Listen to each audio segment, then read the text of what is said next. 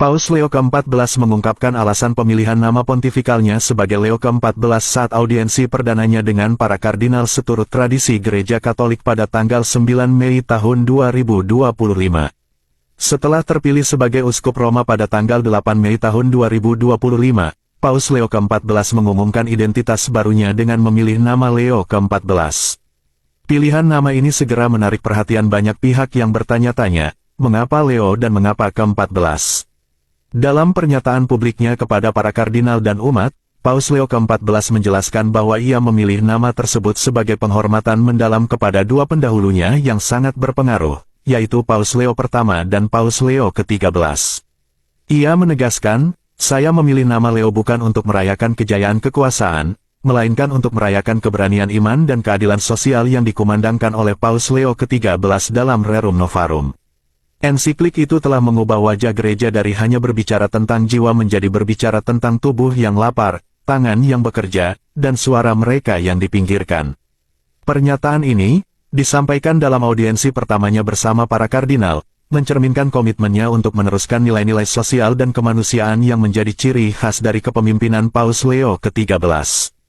Lebih jauh lagi, inspirasi yang diambil dari Paus Leo pertama, atau yang dikenal sebagai Leo Agung, menjadi landasan bagi Paus Leo ke-14 untuk meneladani keberanian dan diplomasi.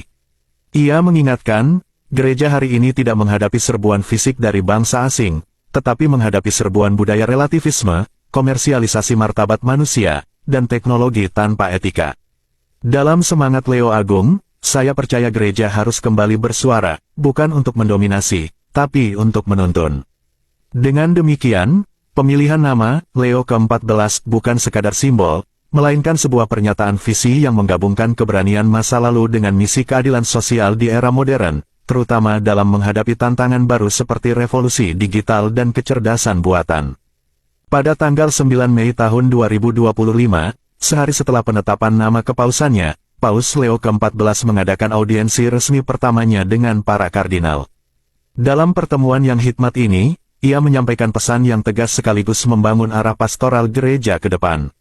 Dalam pidatonya, Paus Leo ke-14 mengatakan, kita harus melanjutkan warisan berharga dari Paus Fransiskus, yang dengan keberanian dan kasih membuka gereja kepada dunia dan dunia kepada gereja.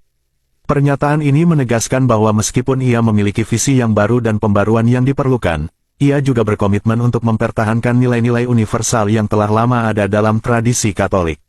Paus Leo ke-14 juga menekankan pentingnya prinsip sinodalitas, yaitu semangat berjalan bersama dalam kerendahan hati dengan mendengarkan suara Roh Kudus dan umat beriman.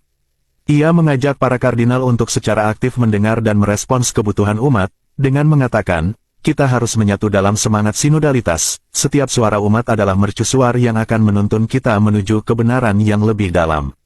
Dengan demikian, ia ingin memastikan bahwa setiap keputusan pastoral yang diambil adalah hasil dialog yang mendalam dan tidak semata-mata keputusan segelintir pemimpin. Menyikapi tantangan zaman, Paus Leo ke-14 juga membahas peran teknologi dalam masyarakat modern. Dalam pidatonya yang lain, ia menegaskan, kecerdasan buatan atau AI adalah tantangan moral utama bagi gereja saat ini, setara dengan revolusi industri dalam dampaknya terhadap masyarakat. Kita tidak bisa membiarkan teknologi mengambil alih hakikat manusia. Gereja harus menjadi suara hati nurani dunia di era ini. Pesan ini menunjukkan bahwa kepemimpinannya tidak hanya berfokus pada tradisi dan identitas spiritual, tetapi juga responsif terhadap perubahan sosial dan teknologi yang sedang berkembang pesat. Di balik semua pesan tersebut, nilai-nilai Ordo Santo Agustinus yang ia anut terpancar jelas. Paus Leo ke-14, dengan latar belakang sebagai seorang misionaris di Peru dan pengalaman panjang dalam pelayanan pastoral, menekankan bahwa identitas gerejawi harus ditandai oleh solidaritas, kasih, dan komitmen untuk keadilan sosial. Dalam homili pertamanya, ia menyampaikan kutipan yang menggugah, dalam hal-hal esensial, kesatuan, dalam hal-hal yang tidak esensial, kebebasan, dan dalam segala hal, kasih. Kutipan ini mencerminkan visi pastoralnya yang holistik dan inklusif, di mana setiap umat, tanpa memandang latar belakang, memiliki peran dalam perjalanan menuju kebenaran dan perdamaian. Secara keseluruhan, melalui pemilihan nama, Leo ke-14, dan pesan-pesan yang disampaikannya kepada para kardinal, Paus Leo ke-14 mempertegas arah kepenggembalaannya yang menggabungkan keberanian iman masa lalu dengan kebutuhan untuk menghadapi tantangan global di era modern. Dengan merangkul tradisi yang kaya serta mengundang dialog terbuka dalam semangat sinodalitas, ia menegaskan bahwa Gereja Katolik harus terus menjadi mercusuar